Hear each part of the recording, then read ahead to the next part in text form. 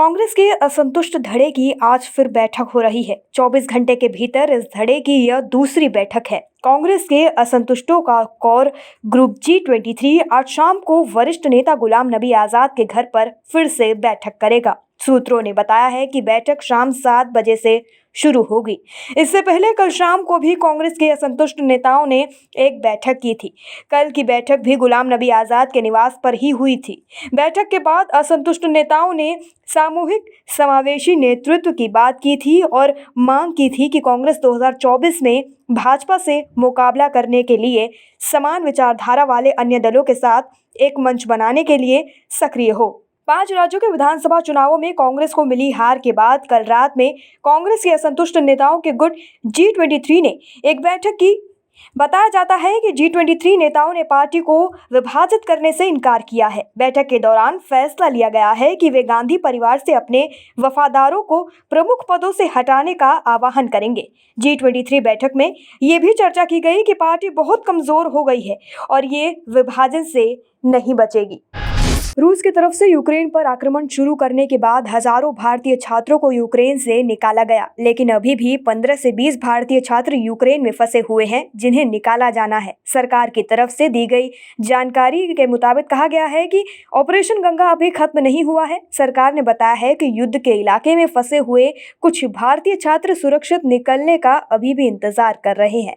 सरकार ने आश्वासन दिया है कि ऑपरेशन गंगा के तहत बचाव की फ्लाइट समाप्त नहीं हुई है और इन भारतीयों के बचाव की भी तैयारी की जा रही है। विदेश मंत्रालय के प्रवक्ता अरिंदम बागची ने एक मीडिया ब्रीफिंग में कहा है कि हम इन लोगों तक सभी संभव मदद पहुंचा रहे हैं। कुछ लोग अभी भी खेरसन में फंसे हुए हैं।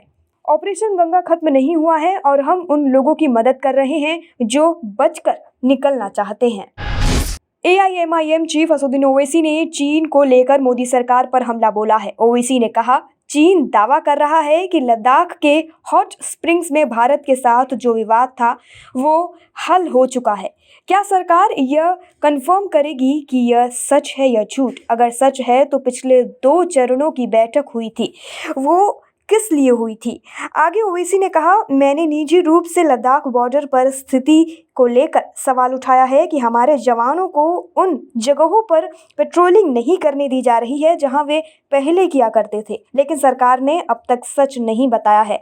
संसद में भी नहीं, वह चुप हैं और भ्रमित कर रहे हैं। इससे पहले शुक्रवार को यानी 11 मार्च को भारत और चीन के बीच 15वें दौर की सैन्य वार्ता हुई थी, लेकिन दोनों देश जल्द से जल्द समाधान तक पहुंचने के लिए बातचीत जारी रखने को सहमत हुए। चुनावी हार के बाद कांग्रेस में बवाल शुरू हो चुका है। पार्टी के नाराज नेताओं के गुट G23 ने एक बार फिर सीधे नेतृत्व पर सवाल उठाए हैं। इस बार निशाना प्रियंका गांधी पर भी साधा गया है।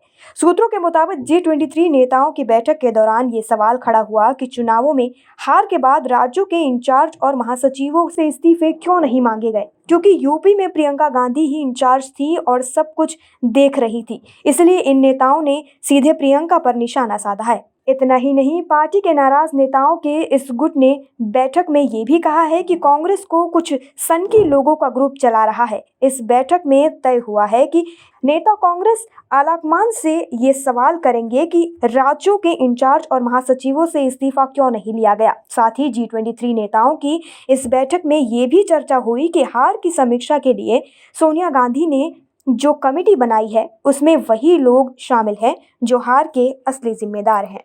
द कश्मीर फाइल्स को लेकर लगातार सियासत हो रही है। एक तरफ जहां सरकार की तरफ से यह कहा जा रहा है कि दुनिया के सामने इस फिल्म के जरिए कश्मीर पंडितों के दर्द और संघर्ष को सामने लाया गया है, तो वहीं दूसरी तरफ विपक्ष की तरफ से केंद्र सरकार पर जमकर निशाना साधा जा रहा है। केंद्रीय गृह मंत्री अमित शाह ने बुधवार को कहा कि घाटी से 1990 के दशक में कश्मीरी पंडितों के जबरन पलायन पर आधारित Bollywood film the Kashmir files सच्चाई का एक निर्भीक निरूपण है। शाह ने साथ ही कहा कि ऐसी ऐतिहासिक गलतियों की पुनरावृत्ति न हो। इस दिशा में यह फिल्म समाज व देश को जागरूक करने का काम करेगी। शाह की यह टिप्पणी तब आई जब PDP अध्यक्ष एवं जम्मू कश्मीर की पूर्व मुख्यमंत्री महबूबा मुफ्ती ने दावा किया कि केंद्र जिस आक्रामक तरीके से द कश्मीर फाइल्स फिल्म का प्रचार कर रहा है और कश्मीरी पंडितों के दर्द को हथियार बना रहा है, उससे उसकी गलत मंशा स्पष्ट हो जाती है। विवेक अग्निहोत्री, अनुपम खेर और पल्लवी जोशी सहित फिल्म के निर्माताओं और अभिनेताओं ने दिल्ली में शाह से मुलाकात की। इसके बाद शाह ने यह भी कहा कि फिल्म दुनिया के सामने समुदाय के असहनीय दर्द और संघर्ष को सामने लाती है। दिलचस्प बात यह है कि छत्तीसगढ़ के मुख्यमंत्री भूपेश बघेल ने कांग्रेस शासित राज्य के सभी विधायकों को रायपुर के एक मॉल में फिल्म देखने के लिए आमंत्रित भी किया।